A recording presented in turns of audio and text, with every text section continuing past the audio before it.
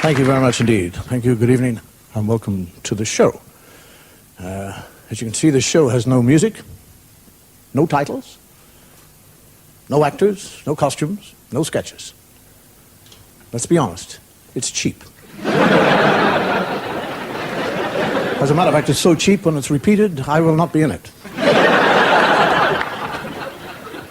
We can't even afford Quantel. Quantel is that television image trickery. It's a kind of visual thing where you'll see a picture of the performer, and all of a sudden he'll turn head over heels, spin around like a top, and the last you see him is in the corner of the screen, disappearing up his own anus. We don't have that. Thank God. How do you like the set? All it needs is a couple of wardens, a priest, and a governor.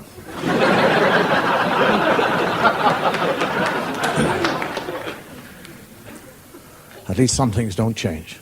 There is the nectar, the juice, the fuel. Good health.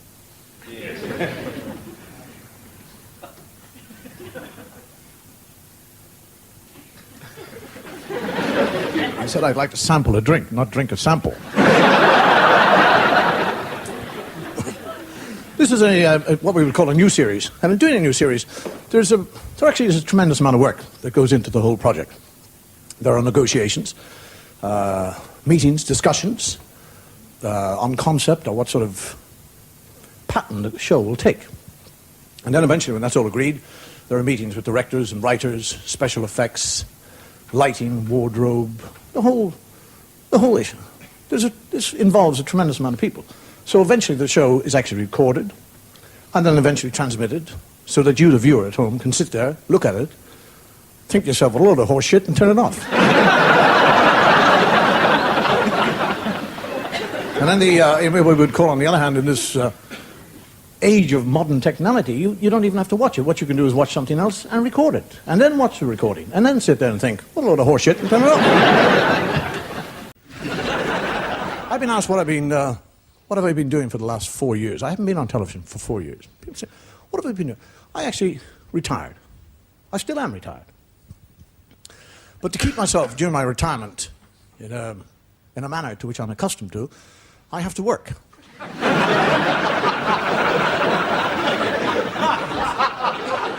It's a kind of Irish retirement. People say, what have I been doing over the last 4 years? Well, according to statisticians, over the last 4 years, as an average person, I sleep an average of 8 hours every night. Now, 8 hours over a period of 4 years, that's 16 months. Cooking and eating takes up 3 hours every day, so that's 6 months. Telephoning people 3 hours a day, that's another 6 months. According to statisticians, as a city dweller, I probably spend 3 hours every day slowly maneuvering through traffic jams. So there's another 3 months. Time spent bathing over a 4-year period is 2 months. Shaving is another 2 months. Time spent on the lavatory, 3 months. Not all in one go. So that means I get up in the morning, shave, go to the kitchen, eat, make a few phone calls, get in a traffic jam, come home, have a crap, and go to bed. What else? What else has changed over the last 4 years? Living. Do you realize how dangerous living is now? Do you know that eating food is as dangerous as writing books? Poor old Salman Rushdie. Jeez, if I was a Muslim, I'd have been dead years ago.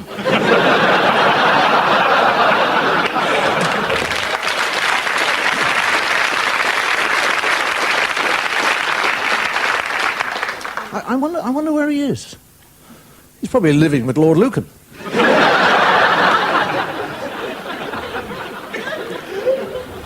Going back to that kind of food issue, there was an expression years ago which said, which came first, the chicken or the egg? Now we say, which came first, the salmonella chicken or the salmonella egg? And it seems to have affected the whole food supply. Everything's affected. Meat, fish, cheese, fruit, pate, yogurt. The only way to have a healthy life is not to eat. Starve to death.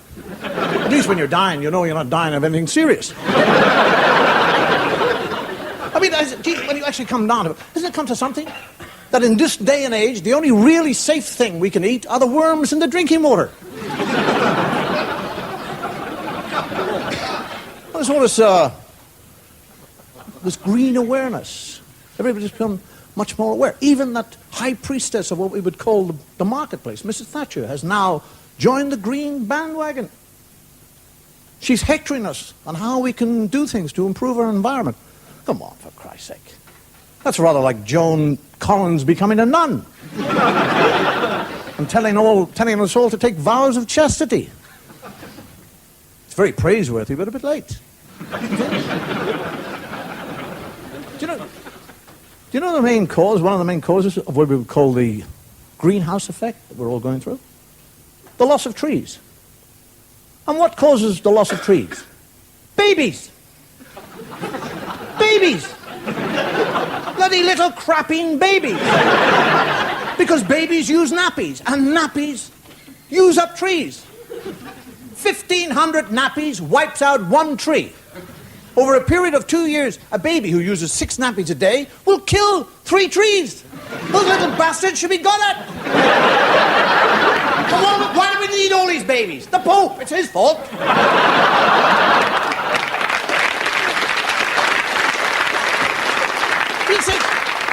He's a celibate old Pole, right? And he tells billions of people throughout the world about the sex life. The sole purpose of the sexual life is not for pleasure.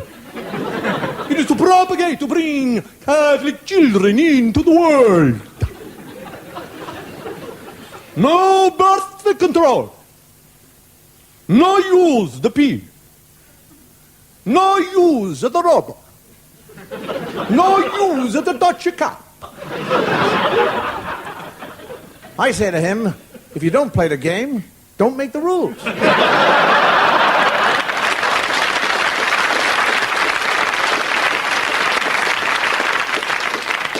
Talking about birth control, I see that America has a new president. I'll do that again. Talking about birth control, I see that America has a new president. I shouldn't have done it a second time. I mean, isn't that Mr. Bush, he's quite extraordinary, isn't he? I mean, most politicians strive for notoriety. He's seeking anonymity. And he's succeeding. Who was I talking about?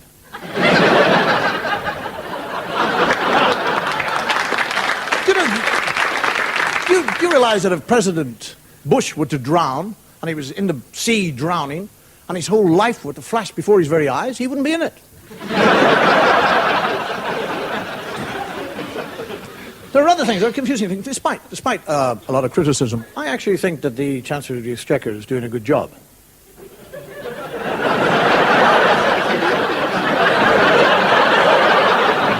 I hope he's there when this show is repeated. Do you know, at one time, Britain was in the first 50 debtors of the world, great debtors of the world? You know that? Now, we're in the top 20. Doesn't that make you feel proud? You're improving. You're just behind Brazil and Argentina. Do you know how much we owe? We owe 170 billion pounds. At least we're not the only ones. America is the greatest debtor in the world. The most affluent nation in the world is the greatest debtor. They're the most affluent debtor. They owe billions. We all owe money. France owes money. Italy, Spain, Germany, Ireland, we're up to our arse in debt. The Far East, the Middle East, China, Australia, we all owe billions and billions and billions. Who in the name of Christ do we owe it to?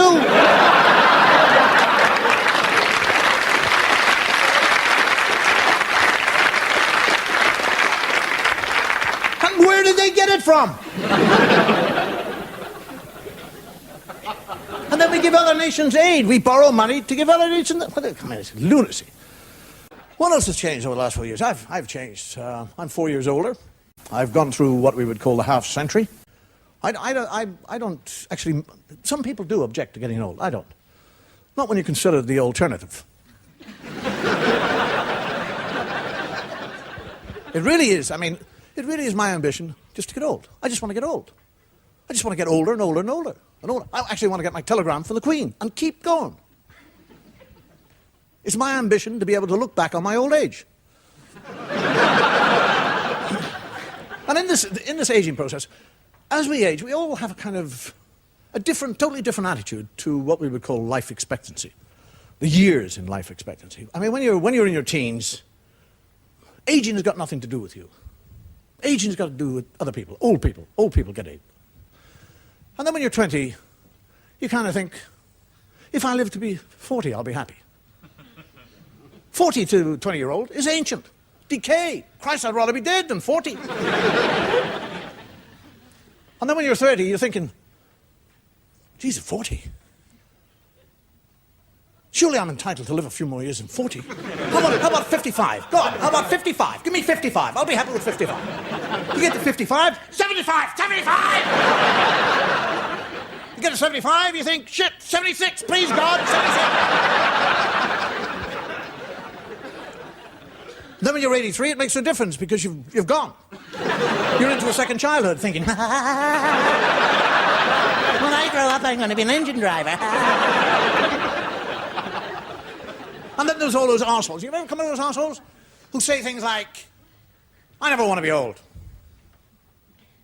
I don't want to grow old. They're always around kind of 30, 33 years of age. I never want to grow old.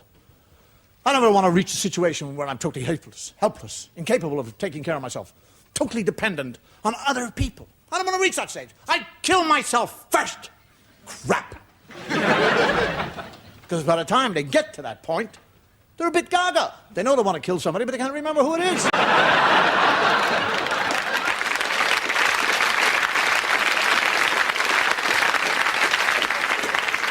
One of the things, as a increasingly, I'm a member of the older generation, is that we envy the young. I don't envy the young, their youth, or the future. What I envy in the young, it's their energy. I mean, we older generation, we try to conserve our energy. They waste it. I walk up the stairs, people go... I carefully descend stairs. Like a bloody mountain goat gone by me. It's rather like being somebody with limited spending, watching somebody who's got an open checkbook. And the whole kind of thing, I don't mind them having the energy. They don't know how to use it. That's the trouble. They have all that energy, but they don't know how to use it. I know how to use it. I don't have it. They have this extraordinary ability to burn the candle at both ends. Have the capability of staying up all night. Not to mention the sexual prowess, which is the same thing, I suppose. The powers of recuperation. I mean, when you get old, you begin to notice their powers of recuperation are enormous. I mean, I go out in the booze. It takes me 3 or 4 days to get over it now. Walking around with blinding headaches, amnesia, nausea, appetite's gone, bloody tadpoles running in front of my eyes. The young, totally different. They'll hammer 14 pints into themselves. Whack, in one go. Spend 3 hours in a discotheque, jumping up and down. Another hour trying to tell this female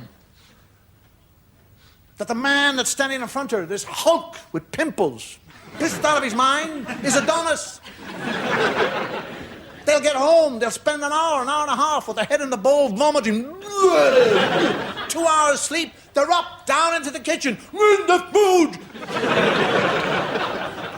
And they'll sit there and half an hour, they're going through a box of Crispies, a loaf of bread, pint and a half of milk, 6 eggs and a pound of bacon. They sit there finishing up, scratching themselves, belching, farting, saying, when's lunch?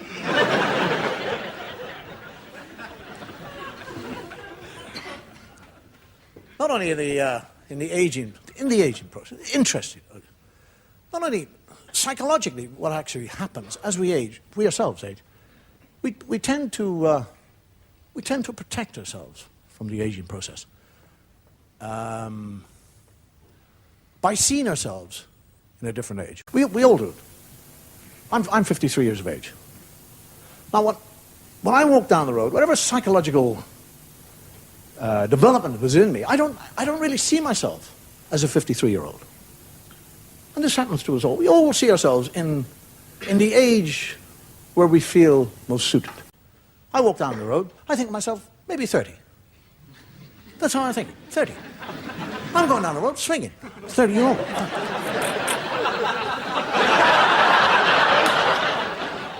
That's how I see myself. And then I see myself reflected in the shop window. And there's a moment of recognition, and I think, who's that old bastard over there? And one of the surest telltale signs of aging is your skin. Your skin losing what is called the elasticity of the skin, the stretch. When you're young, you have a tight-fitting skin. As you get older, it gets looser. Do you remember as a child? Do you remember as a child pulling the skin on the back of your hand? You pull it like that. Pull it right, let it go, whack! Straight back. I do that now, look.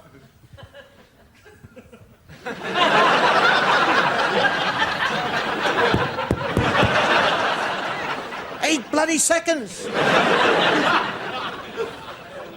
It's happening all over the body. It's like some great gravitational pull is on me. Everything's beginning to sag, everything. And the eyes sag, the jowls, the boobs, the belly, the bum, bloody kneecaps. It's all drooping. It's happening to us all.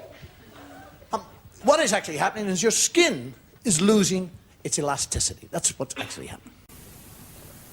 And people try to fight this. You can't fight it. People try to fight it by what we would call cosmetic surgery, where they kind of cut, pull, and then they tuck and stitch.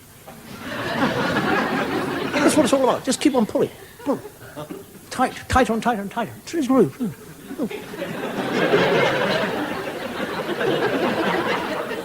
Till there's no stretch left. There's nothing left. I mean, you've seen people like Nancy Reagan, haven't you? You've seen Nancy Reagan? She's had something like 5 facelifts.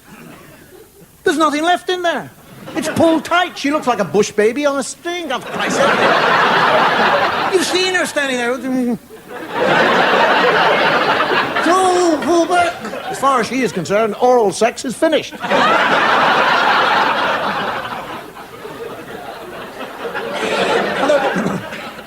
There are,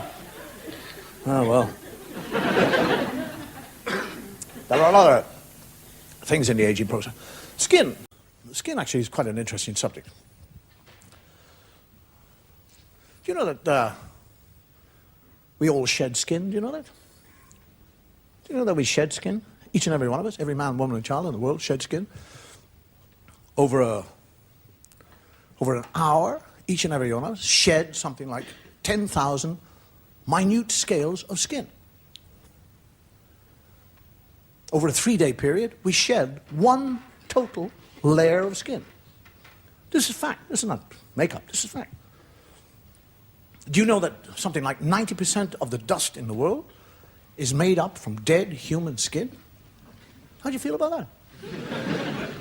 You think you're dusting your house? You're not. You're just moving your grandmother around.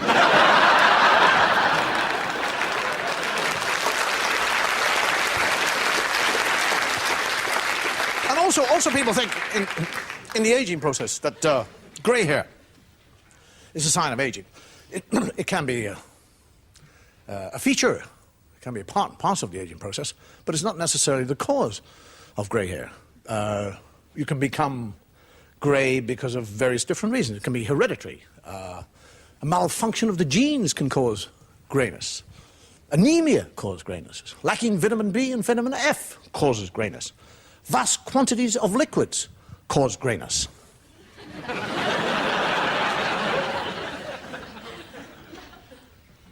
Shock causes greyness. Terror, fear, shock can actually, it's been recorded that a man went from being totally black-haired to totally white-haired in something like 7 minutes. Now, it's an interesting thing. I mean, the body hair on my body, I'm going grey on the top of my head. But the rest of my body hair is black. My eyebrows are black. My beard is black. My hands are black. My legs, black. Chest, black. I noticed recently that I was having a bath. I noticed that I have my first white pubic hair. Now, what did he see that the others didn't see?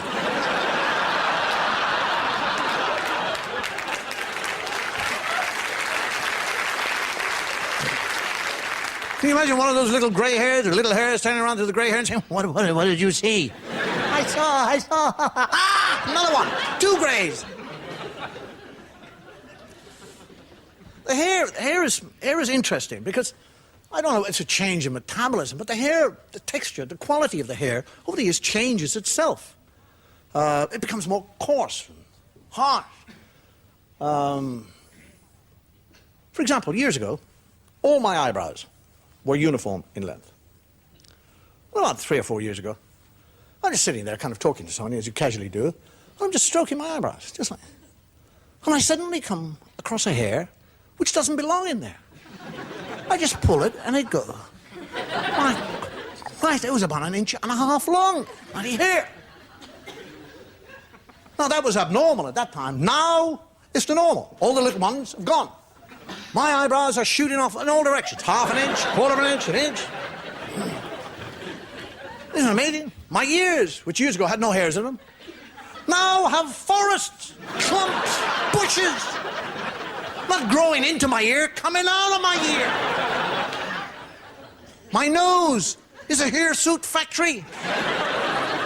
They just keep on descending like a bloody forest. I attack them with scissors, tweezers. Now, what in the name of Christ is happening to my body? I'm losing the hair off the top of my head, and it's coming out of every orifice in my face. And there are other things in the aging process.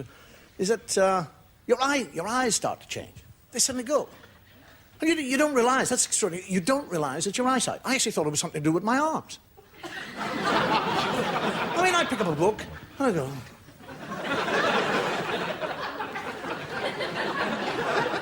So I went to see an optician, and he explained, in that knowledgeable way that they all have, arseholes. Well, it's just a natural change. It's your body evolving. It's nature's way of protecting you. Oh, what the hell is that about? Why do you need to see things that are further away when you're old? Surely you need to see the things that are bloody nearer to you, like the steps, curves, other pedestrian, lampposts. I can see the bus at 300 yards. I can't find a bus stop.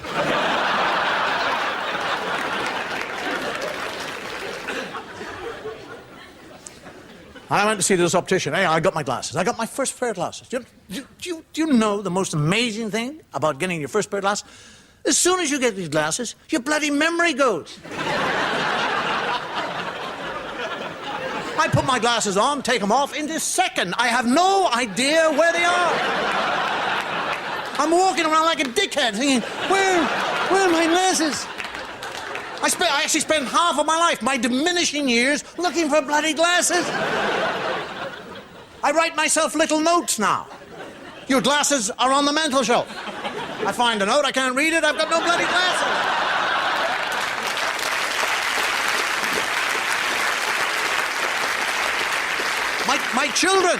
My children who are caring, concerned, loving children have lost all patience with me. When I'm looking for my glasses, I'm groping around like an idiot, whimpering like a fool. You see my glasses? Oh, for Christ's sake, Daddy! You geriatric old fart! But they're right in front of you, right under your nose. Can't you see them? If I could bloody see them, I wouldn't need them. What I do now is when I take them off, I put them far away so I can see them.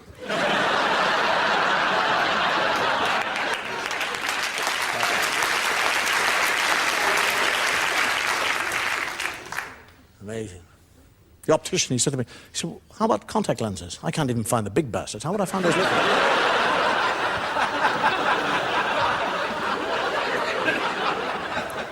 The amazing thing about contact, I tried them. I mean, they have this kind of panache for soup. They love soup. You have contact lenses, and bowl of soup, they leap out of your eye. And you'll never say, excuse me, I've lost my contact lens in the soup. You go through the whole thing, you're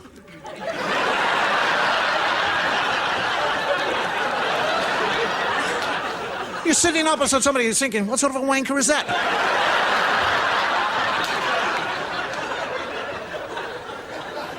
You ever see people who lose their contact? They look like Hitler. They go,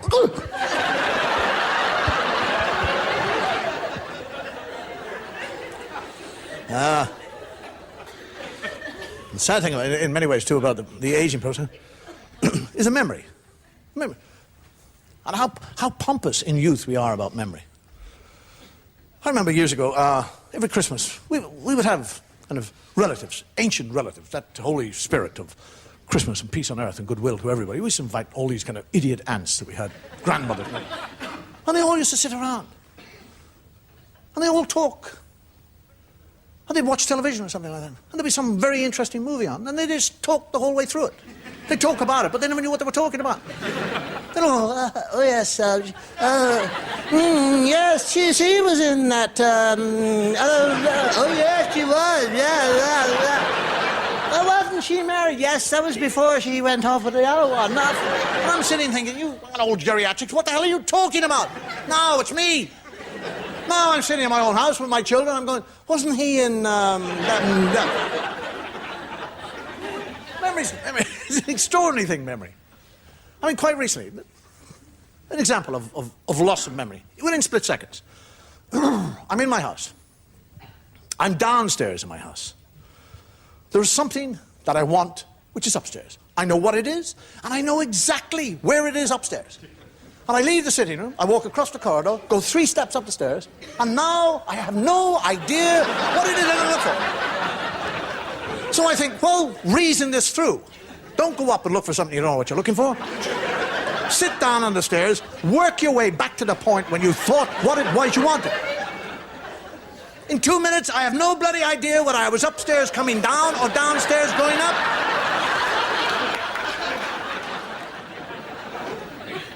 And age not only changes you physically, it changes your attitude to life.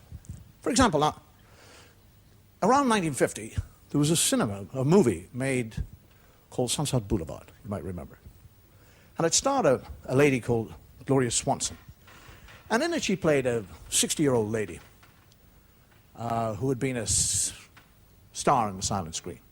And in it she picks up a destitute young writer and turns him into her playboy. And there's a scene in this movie where she seduces him into her bed. And she's 60-odd years of age, and she's lying there. Now, I'm in the cinema. I'm 17 years of age at the time. And she's lying there with a face plus a mask of makeup. She got eyelashes that look like caterpillars running across her face. She holds up her arms, and they wobble, all that loose flesh. Her mouth is like a bloody big great slash across, and she lies there and she goes, kiss me. I'm in the cinema going, when he kisses her, I'm going,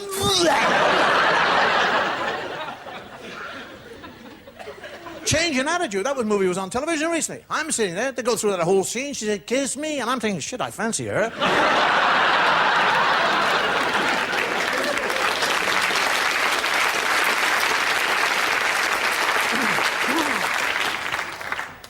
Actually, I think that the aging process would be much more interesting. Instead of being born young and growing old, wouldn't it be better to grow old and become young? Wouldn't that be better? Then you'd know how to deal with your youth when you got there. You'd have all the energy to do all the right things. You wouldn't lose hair on the way back, you'd grow hair. Your teeth would come back, your eyesight, all those wrinkles would disappear, and you'd finish up being breastfed. Jesus, what a wonderful life.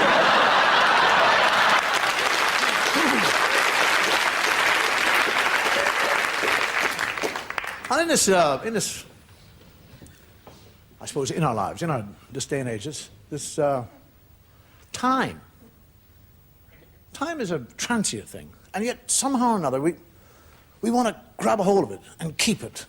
We We actually, in reality, talk about saying things like, we've got to save time. You can't save time. Time's gone. Motor manufacturers will make as a selling point a feature of the car that your car can go from 0 to 60 in 5.8 seconds, thereby saving you 2 seconds. And people actually get wrapped up in this. They talk to each other. Does your car really go from, does it really go from 0 to 60 in 5.8 seconds? Yes. Yes, it does. Shit, I wish I had a car like that. You really saved 2 seconds? Yes, last week I saved 1.5 minutes. When it comes to talking points, you see people racing around the country. Then people don't see the country, don't see things, don't experience things. They get in the car.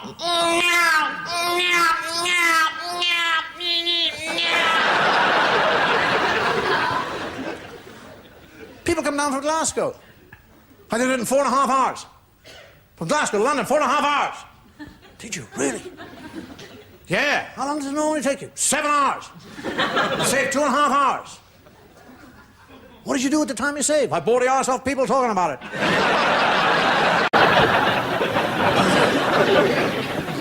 The kitchen is a great area for time saving. All those time saving devices, like electric carvers. I mean, what the crap? An electric carver. By the time you get the meat out of the oven and get this thing out of the drawer and plug it in, the bloody meat's freezing. And you can't cut nicely, you can't slice, you can't carve. Want a leg? Goes through the bone, slowly.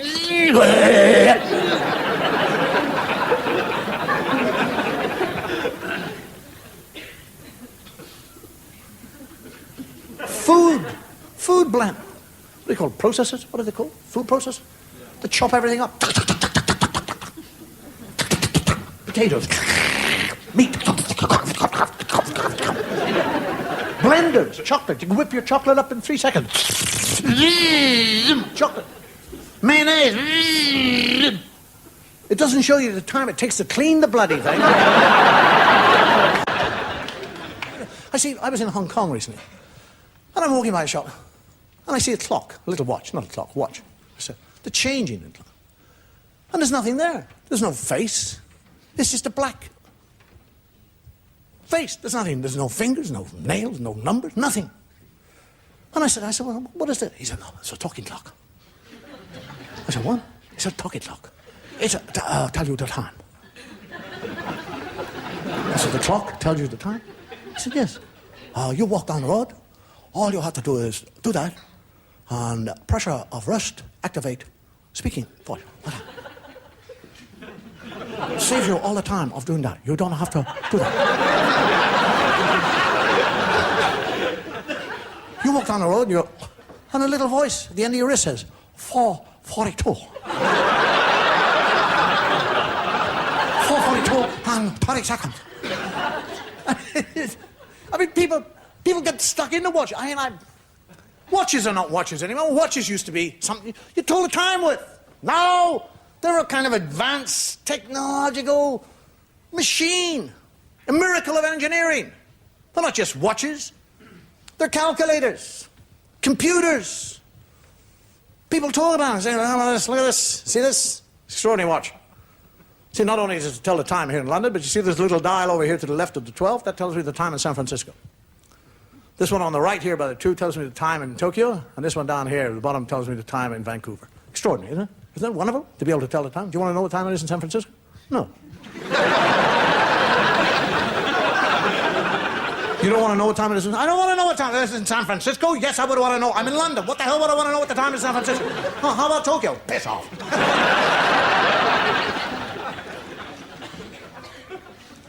It's a calculator. Really? Yes. Wonderful. It's a musical box, memory bank. And they'll say things like, when's your birthday? I go, 6th of July. All right, just a second. I'll wait. And suddenly, the calendar and the clock will go, 6th of July, and the little watch will go.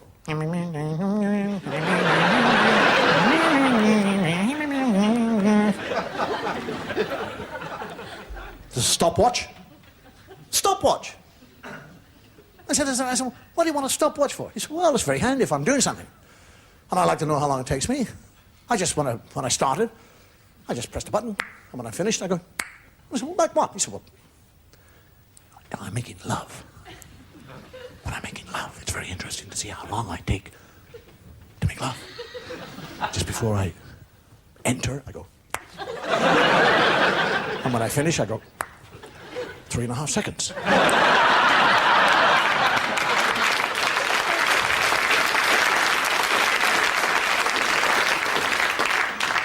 There's a compass, you see? There's a compass there, look. North, south, east and west. Why do you want to know? Why do you want to know? What do you want a compass for? What do you watch? He said, well, it's very handy. I'd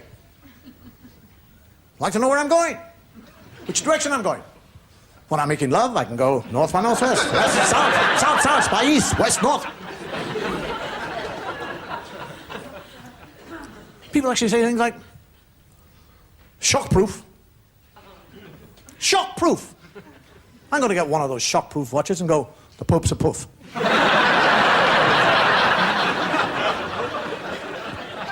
And they have things that work. They'll boast about a watch that can tell you the time at 50 fathoms. Who in the name of Christ is going to ask you what time it is at 50 fathoms? You're down there.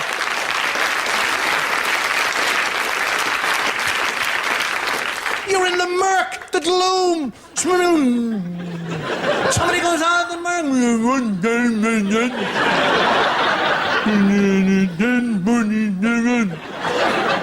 Would you like to know what time it is in San Francisco?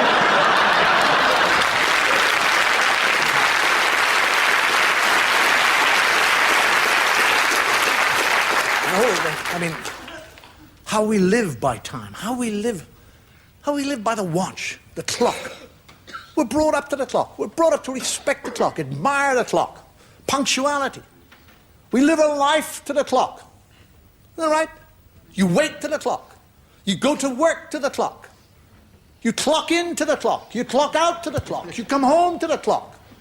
You eat to the clock. You drink to the clock. You go to bed to the clock. You get up to the clock. You go back to work to the clock. You do that for 40 years of your life. You retire. What they fucking give you? A clock.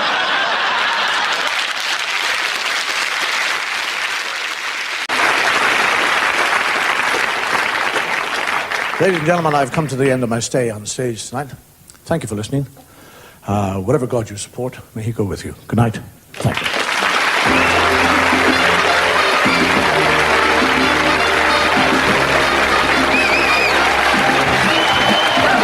And there's more from Dave Allen at the same time next Saturday evening.